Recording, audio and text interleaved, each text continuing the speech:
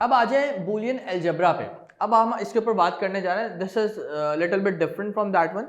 Boolean algebra was invented by the George Boole in 1954.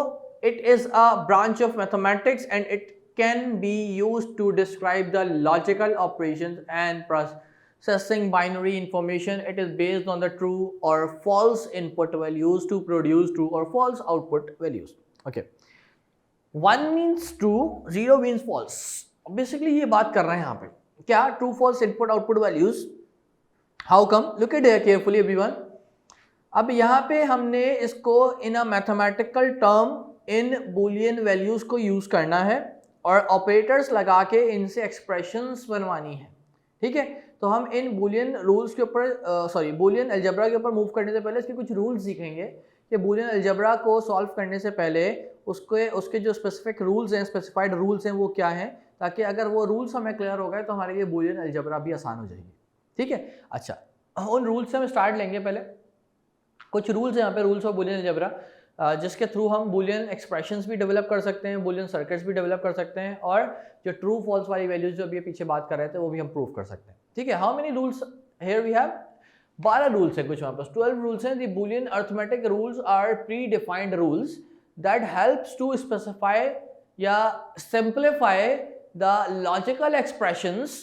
There are 12 basic rules which are invented to simplify the gates. In logical operators, जिनको gets भी कहा जाता है, इनको simplify करने के लिए कुछ लॉजिकल रूल्स हैं हमारे पास यहाँ पे। कितने? 12 नंबर ऑफ रूल्स हैं जो कि ऑलरेडी प्री डिफाइंड हैं, इनको ऑलरेडी डिफाइन किया गया है या किया हुआ है, तो इसकी मदद से हम गेट्स को ईजिली सिंप्लीफाई कर सकते हैं।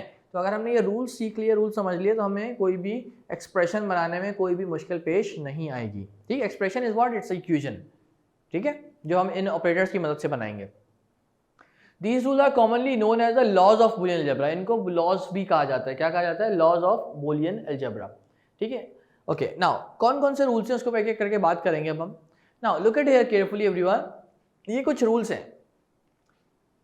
The following table shows some of the Boolean algebra rules for Boolean expression simplification. क्या रूल्स हैं? रूल नंबर 1 ये आपसे कह रहा है कि अगर तो आप a की वैल्यू में 0 प्लस करवाएंगे तो आपका जो आउटपुट आएगा which will be the same value जो आपने a की वैल्यू ली है। What does it mean by? इसको सिंप्लीफाई करके भी चेक कर लेते हैं हम अभी कैसे। इसकी सिंप्लीफिकेशन सामने हुई है, ठीक है, बट स्टिल हम इसको दोबारा करेंगे तो और आप मुझे प्रूफ करके दिखाएंगे कैसे होगा ये काम। ठीक है, तो सबसे पहले हम इसको स्टेप बाय स्टेप परफॉर्म करते हैं। रूल नंबर 1, रूल नंबर 1 क्या है? a plus 0 which is equals to a, which is equals to a। ठीक है, तो हम यहाँ पे पहले रूल लिख लेते हैं। रूल नंबर 1 क्या है? a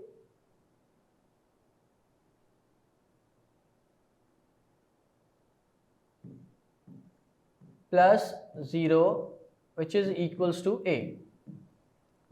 ठीक है, ये क्या कह रहे हैं रूल के अंदर कि आप a की वैल्यू कुछ भी लेट करें, या तो 0 या तो 1, वट एवर। ठीक है, जब भी आप उसको 0 से प्लस करवाएंगे तो आउटपुट भी वही आएगा जो आपने a की वैल्यू लेट की होगी। कैसे? चेक कर लेते हैं भाई, लेट्स प्रूव इट।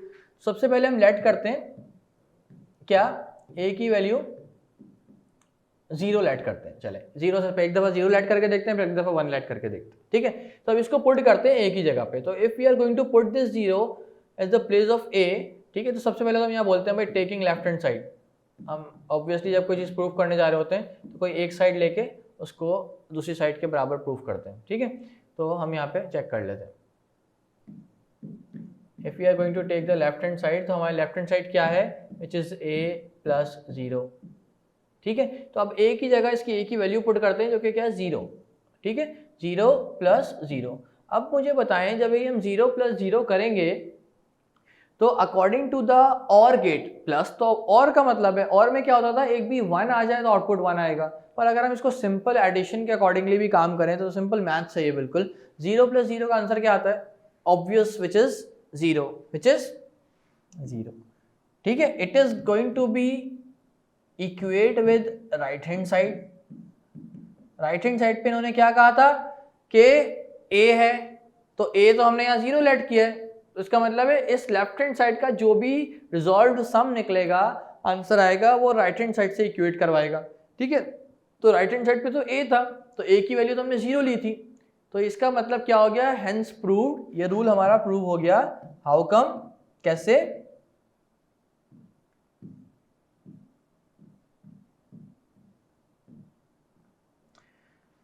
कैसे, ये इन्होंने रूल में कहा था कि आप a की वैल्यू कुछ भी लेट करें, जब आप उसको 0 से प्लस करवाएंगे तो आंसर भी वही आएगा। तो जो हमने a की वैल्यू लेट करी 0, तो हमारा आंसर भी वही आया। Is that clear now to everyone? ठीक है, अब यही काम हम a की वैल्यू 1 लेके देख के करते हैं, ठीक है। तो अब हम यहाँ करते हैं भाई कि अब लेट कर लेते हैं a की वैल्यू 1, तो देखते हैं कि आंसर भी वही आएगा कि नहीं, ठीक है। अब हम again taking left hand side,